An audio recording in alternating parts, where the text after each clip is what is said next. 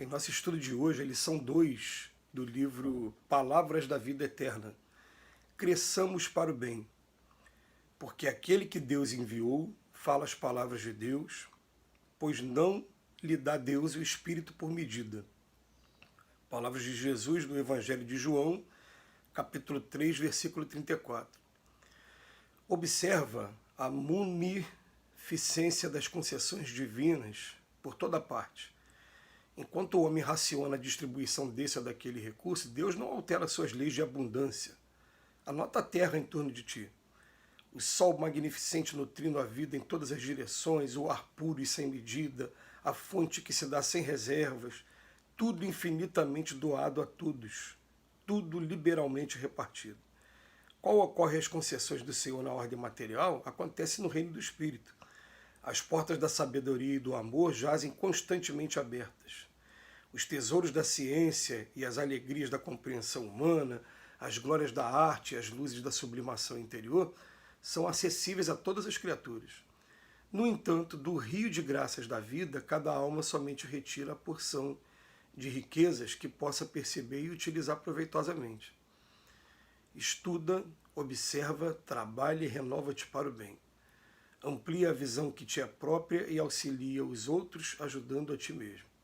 Recorda que Deus a ninguém dá seus dons por medida. Contudo, cada alma traz consigo a medida que instalou no próprio íntimo para a recepção dos dons de Deus. É interessante a gente observar dessa jornada espiritual que a gente vive. A gente vem para um lugar como esse, que é o planeta Terra, em que o Emmanuel hoje faz questão de mostrar para a gente a generosidade da natureza. A natureza o tempo todo compartilhando todos os seus recursos. E aí a gente pode dizer, é todos mesmos, não tem egoísmo, porque ricos e pobres têm a energia do sol, tem o solo. Ah, não é aquele solo, é outro solo. O solo está em todos os lugares. Tem os recursos da fonte, quando você tem a oportunidade de ir até uma cachoeira e vai até o alto do morro para ver onde está brotando a água. Tem a possibilidade, né, das plantações. Então, você vai ver que a natureza ela oferece de maneira equânime, igual para todos. Não tem distinção. Então, a gente pega um cenário como esse e, de repente, é colocado aqui espíritos que o maior aprendizado que eles têm pela frente, o maior desafio que eles têm pela frente é o quê? É aprender a amar o próximo como a si mesmo, porque ainda não consegue ter essa capacidade que a natureza está mostrando para a gente. Porque nós ainda temos principalmente egoísmo, vaidade e orgulho, que é o nosso maior obstáculo e que são várias as oportunidades que no Evangelho segundo o Espiritismo principalmente, no Livro dos Espíritos, eles chamam a atenção para a gente. Percebam que a origem de todos os males que a gente observa na Terra está sempre no egoísmo, na vaidade e no orgulho, o que é justamente o contrário do que a gente vê com relação à natureza oferecendo para a gente. Então o que a gente tira por lição? A gente tem que buscar o bem-estar? Deve buscar o bem-estar sim. Todo mundo tem que buscar o bem-estar.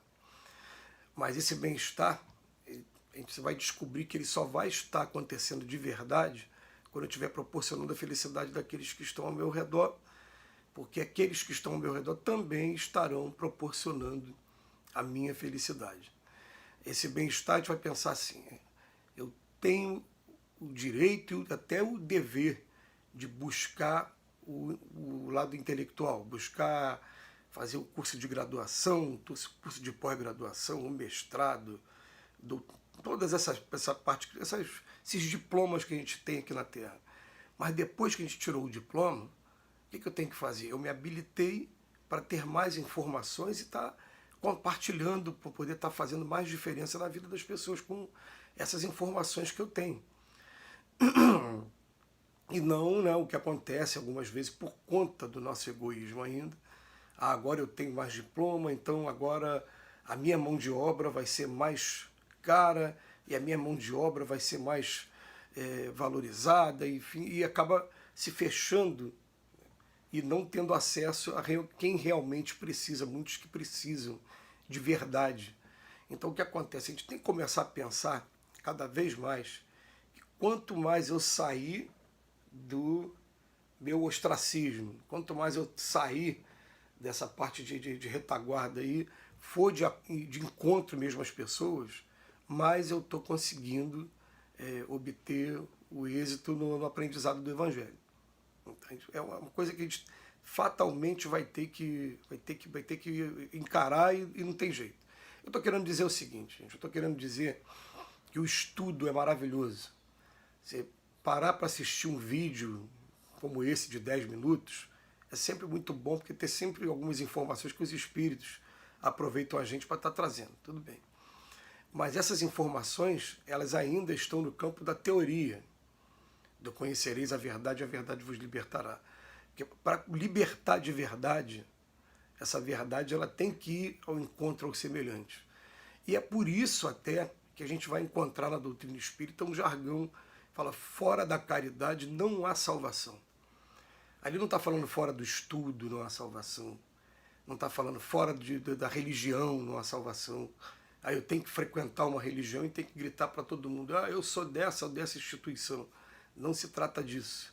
Se trata assim, o dia que eu entender caridade mesmo, de verdade, benevolência para com todos, perdão para as ofensas dos outros, indulgência com as imperfeições alheias, o dia que eu entender caridade mesmo, de verdade, e praticar, eu estarei no caminho da salvação.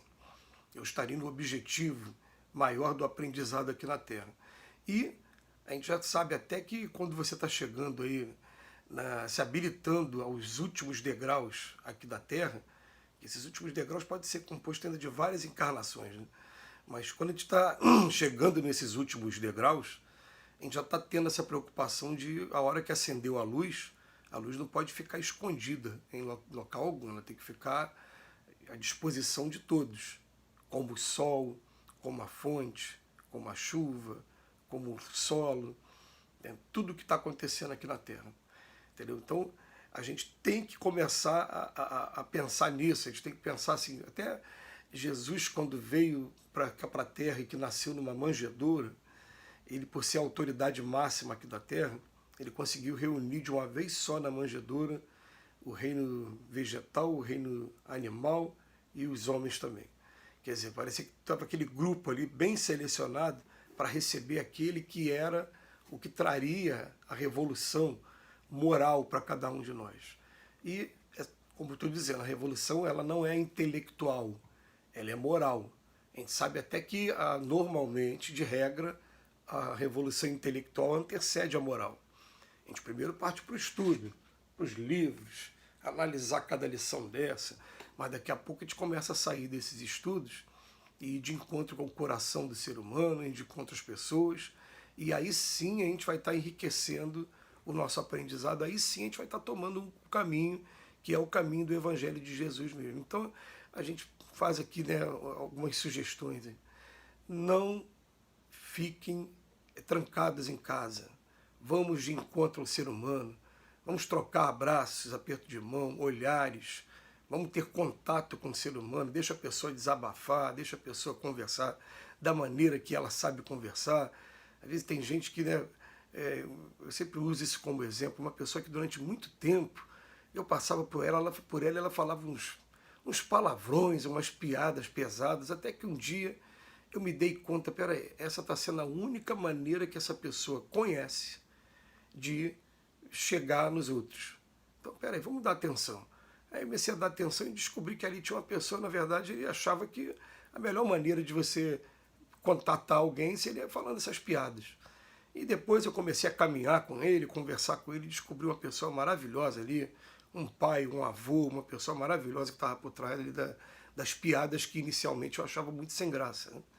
Então, a gente começar a compreender o outro e entender que quando eu estou saindo do meu individualismo, aí sim eu estou começando a entender o Evangelho de Jesus. Então, não basta só a gente fazer oração, se retirar para fazer oração de Jesus, fazer oração, mas depois ter contato com o povo da época. E não basta só a gente ficar trancado dentro da casa espírita, dentro da religião, não. Tem que ir de encontro ao ser humano. Que Jesus nos abençoe hoje e sempre.